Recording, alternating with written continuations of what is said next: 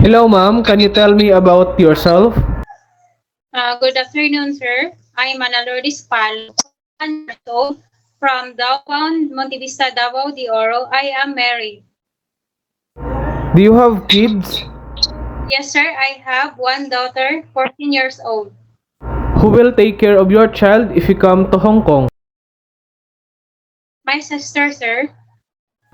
How many siblings do you have?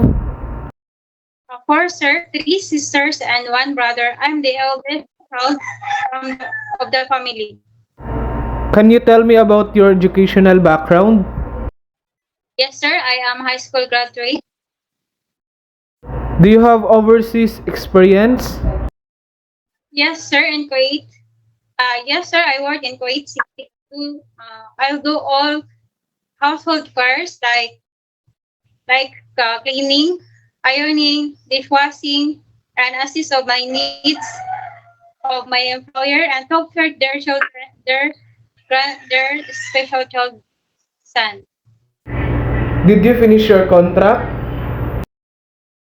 Yes, sir. I finished my contract. How would you describe yourself?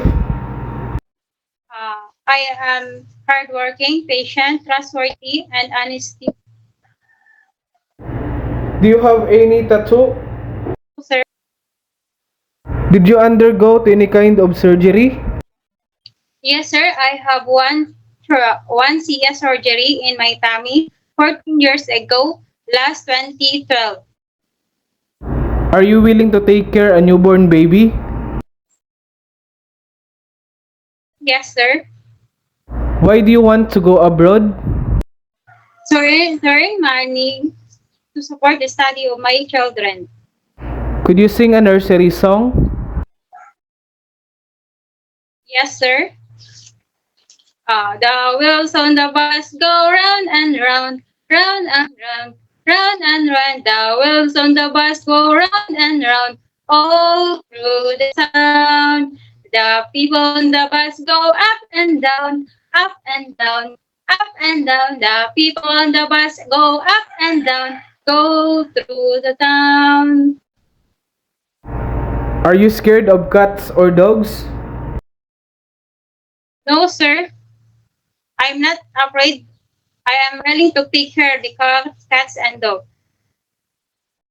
Give me your idea how can you take care of naughty children and children with tantrums.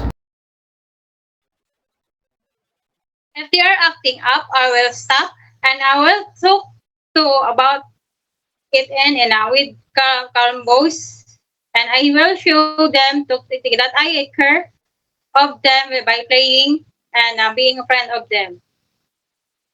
Say something to your future employer to hire you.